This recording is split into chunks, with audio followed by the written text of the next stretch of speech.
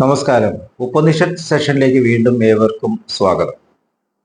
നമുക്ക് ആദ്യം മെഡിറ്റേഷൻ ചെയ്യാം. കണ്ണുകൾ അടച്ച് ശാന്തമായിരിക്കും. ഭൂമി മാതാവിനോടും സർവചരാചരങ്ങളോടും അന്തരീക്ഷത്തോടും കൃതജ്ഞത രേഖപ്പെടുത്തും.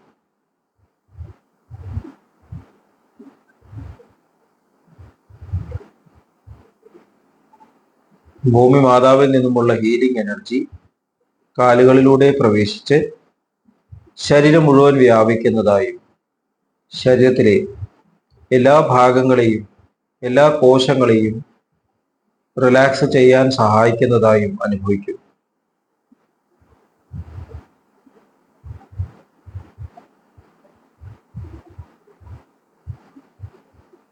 ഇപ്പോൾ ശരീരം പൂർണ്ണമായും റിലാക്സ്ഡ് ആയി.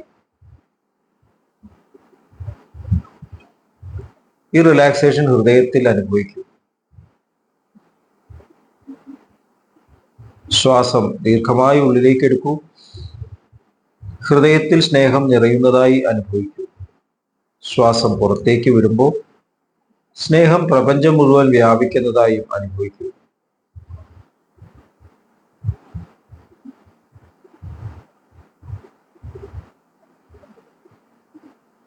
ഹൃദയത്തിൽ കുടികൊള്ളുന്ന സ്നേഹത്തിന്റെ സ്രോതസ്സിൽ നിന്നും ഉദ്ഭവിക്കുന്ന ദിവ്യപ്രകാശം മനസ്സിനെ ആകർഷിക്കുന്നതായി അനുഭവിക്കും.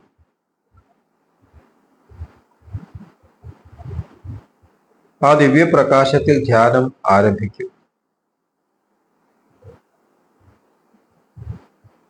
മനസ്സിൽ ചിന്തകൾ വരുന്നുണ്ടെങ്കിൽ മൃദുവായി അവയെ അവഗണിക്കുക. ദിവ്യപ്രകാശത്തിൽ ധ്യാനം തുടരുക. Please start meditation.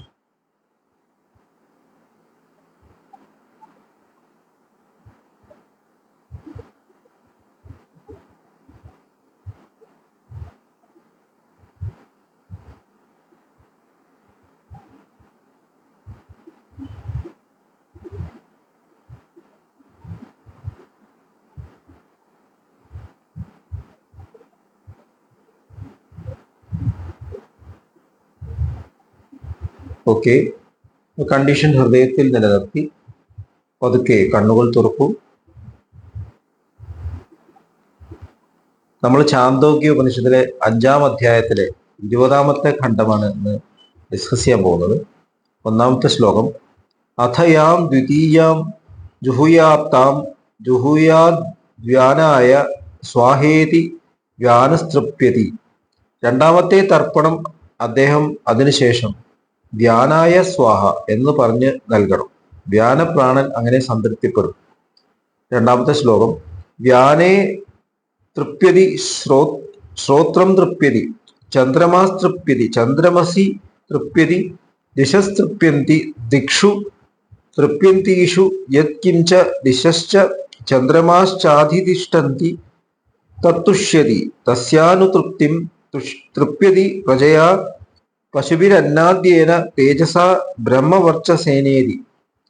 വ്യാനപ്രാണൻ സംതൃപ്തിപ്പെടുമ്പോൾ കാത് തൃപ്തമാകുന്നു.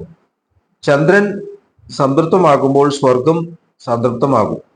സ്വർഗത്തിന്റെ ഭാഗം സംതൃപ്തമാകുമ്പോൾ ചന്ദ്രനും സ്വർഗത്തിന്റെ ഭാഗം ഭരിക്കുന്ന ഇടമും സംതൃപ്തമാകും. ആ സംതൃപ്തിയിലൂടെ അവൻ സന്തതികളാലും കന്നുകാലികളാലും ഭക്ഷണത്താലും ആരോഗ്യത്താലും വിശുദ്ധ ജ്ഞാനത്താലും സംതൃപ്തനാകും.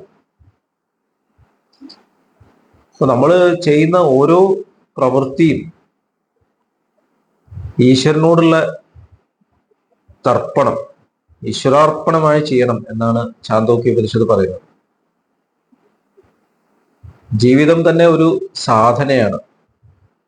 ജീവിതത്തിൽ നമ്മുടെ ഏറ്റവും വലിയ പ്രശ്നം എന്ന് പറഞ്ഞാൽ അദർനെസ് ആണെന്ന് ലാലാജി മഹാരാജ് പറയുന്നത്. സെപ്പറേഷൻ. ഞാൻ സെപ്പറേറ്റ് ആണ്. എനിക്ക് എൻ്റെതായിട്ടുള്ള ഒരു ഇടം വേണം. എനിക്ക് എൻ്റെതായിട്ടുള്ള ഒരു സ്പേസ് വേണം.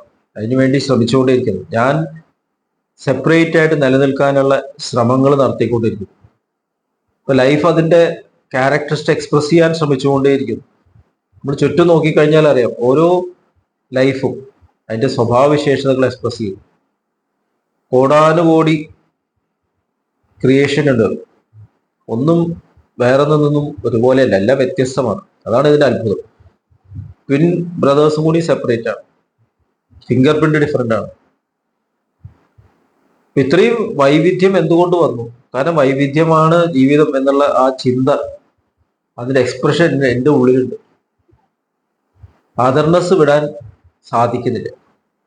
അതുകൊണ്ട് തന്നെ ഇവിടെ മൾട്ടിപ്പിൾ പേഴ്സണാലിറ്റീസ് ഉണ്ട്. നമ്മൾ പുറമേ കാണുന്ന മൾട്ടിപ്ലിസിറ്റി ശരിക്കും ഉള്ളിലുള്ള മൾട്ടിപ്ലിസിറ്റിയുടെ റിഫ്ലക്ഷൻ ആണ്. അപ്പൊ ഒരു ഏകീകരണമാണ് നമുക്ക് ആവശ്യം. നമുക്ക് സമാധാനം വേണമെന്നുണ്ടെങ്കിൽ സെപ്പറേഷൻ ഇല്ല എന്നൊരു സത്യം നമ്മുടെ ജീവിതത്തിൽ വരണം. എനിക്ക് ജീവിക്കണം എന്നുണ്ടെങ്കിൽ ഭക്ഷണം കഴിക്കണം, ശ്വസിക്കണം, എൻ്റെ ശരീരത്തിൽ ബ്ലഡ് സർക്കുലേഷൻ വേണം, ആരോഗ്യം വേണം. ഇതെല്ലാം എൻ്റെ ഉള്ളിലുള്ള ഓരോ തോന്നലുകളാണ്. ഇതൊന്നും ഇല്ലാതെയാണ് ജീവൻ നിലനിൽക്കുന്നത്. ശരീരത്തിൽ വന്നതിന് ശേഷമാണ് ഈ സെപ്പറേഷൻസ് വരുന്നത്. അതുതന്നെ എൻ്റെ ഈ ശരീരത്തിൽ ഇരിക്കുന്ന പോലെയല്ല ഞാൻ വേറെ ശരീരത്തിൽ ഇരിക്കുമ്പോൾ സംഭവിക്കുന്നത്. മൃഗങ്ങളുടെ ശരീരത്തിൽ വേറെ തരത്തിലാണ്, അവിടെയും പ്രവർത്തിക്കുന്നത് ഞാനാണ്. ചെടികളിൽ വേറെ തരം, അവിടെ ബ്ലഡ് ഒന്നും ആവശ്യമില്ല. മിനറൽ ലൈഫിന് ബ്ലഡ് ഒന്നും ആവശ്യമില്ല. അപ്പൊ അങ്ങനെയൊക്കെ ആയിട്ട് ഞാൻ നിലനിൽക്കുന്നുണ്ട്. എൻ്റെ ശരീരത്തിൽ ഞാൻ പഞ്ചഭൂതങ്ങളായിട്ട് നിലനിൽക്കുന്നു. അവിടെയൊന്നും ഇതൊന്നും ആവശ്യമില്ല. പക്ഷെ ഇതെല്ലാം യോജിച്ചു വെക്കാനായിട്ട് എനിക്ക് ഇതൊക്കെ ആവശ്യമുണ്ട്. അതുപോലെ ഈ പ്രപഞ്ചം മുഴുവൻ ഒന്നിച്ചു നിൽക്കാനായിട്ട് അതിന് നിയമമുണ്ട്, അതിന് പല ലെവൽസ് ഉണ്ട്. ഇതൊക്കെ നമ്മുടെ തരത്തിലുള്ള സൃഷ്ടികളാണ്.